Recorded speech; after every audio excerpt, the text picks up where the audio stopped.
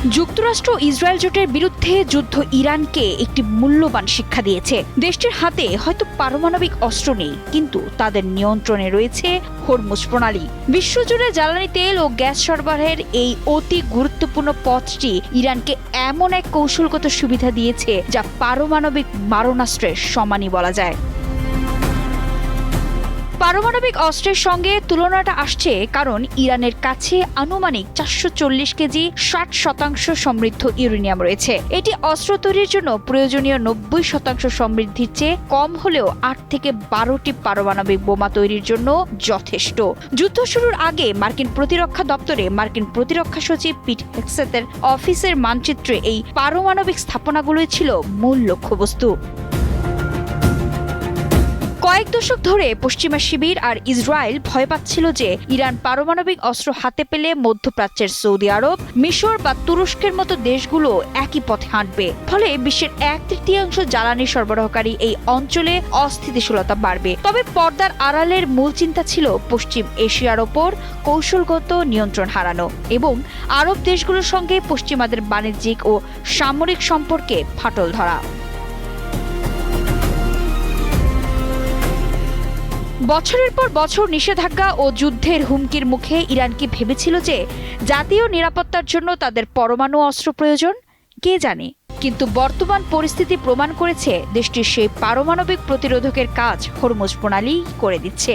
বিশ্বের সামুদ্রিক জ্বালানি বাণিজ্যের 20 থেকে 25% এই পথ দিয়ে যায়।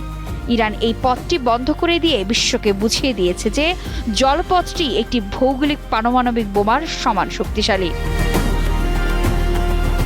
হরমুজ প্রণালী পারস্য উপসাগরকে ওমান উপসাগর ও ভারত মহাসাগরের সঙ্গে যুক্ত করে। যুদ্ধের আগে প্রতিদিন প্রায় 20 থেকে 21 মিলিয়ন ব্যারেল অপরিশোধিত তেল ওই পথ দিয়ে পরিবহন করা হতো। এই জ্বালানি তেলের 76% ক্রেতা ছিল ভারত, চীন, দক্ষিণ কোরিয়া এবং জাপান। যুদ্ধের ফলে জ্বালানি সংকটে পড়েছে বাংলাদেশ, পাকিস্তান ও শ্রীলঙ্কার মতো দেশগুলো। আর্থিক প্রতিষ্ঠান মর্নিংস্টারের মতে চলমান সংকটে বিশ্ব অর্থনীতির ক্ষতি 330 বিলিয়ন থেকে 202 ট্রিলিয়ন ডলার পর্যন্ত হতে পারে। মার্কিন ফেডারেল রিজার্ভ জানিয়েছে হরমুজ প্রণালী মাত্র এক প্রান্তিক বন্ধ থাকলে বৈশ্বিক জিডিপি প্রবৃদ্ধি 2.9% হ্রাস পেতে পারে। ভারতের ক্ষেত্রে এই ক্ষতির পরিমাণ হতে পারে জিডিপির 1%। যুদ্ধ শুরুর পর ইরান যখন পথটি বন্ধ করে হুমকি দেয় এবং কয়েকটি ট্যাঙ্কারে আঘাত হানে, তখন বিমা কোম্পানি ও জাহাজ মালিকরা ঝুঁকি এড়াতে যাতায়াত বন্ধ করে দেয়। ফলে অপরিশোধিত তেলের দাম ব্যারেল প্রতি $110 ছাড়িয়ে যায়। ইউরোপের দেশগুলো যুদ্ধের প্রভাব বাড়তে থাকা দাম নিয়ে যুক্তরাষ্ট্রের উপর ক্ষুব্ধ। যুক্তরাষ্ট্রেও জ্বালানি তেলের দাম বাড়ায় প্রেসিডেন্ট ডোনাল্ড ট্রাম্পের জনপ্রিয়তা কমতে শুরু করে। ইরান এখন নিজের শক্তি সম্পর্কে জানে। দেশটি প্রতিটি জাহাজ থেকে $2 মিলিয়ন পর্যন্ত টোল আদায় করতে চায়। দেশটির দাবি, তাদের উপকূল থেকে 12 নটিক্যাল মাইল পর্যন্ত এলাকা তাদের নিজস্ব সার্বভৌম ভূখণ্ড এবং এখানে তাদের পূর্ণ কর্তৃত্ব থাকবে। এই হরমুজ অস্ত্র আগামী দিনের ভূ রাজনীতিতে ইরানকে এক অপরাজেয় অবস্থানে নিয়ে গেছে।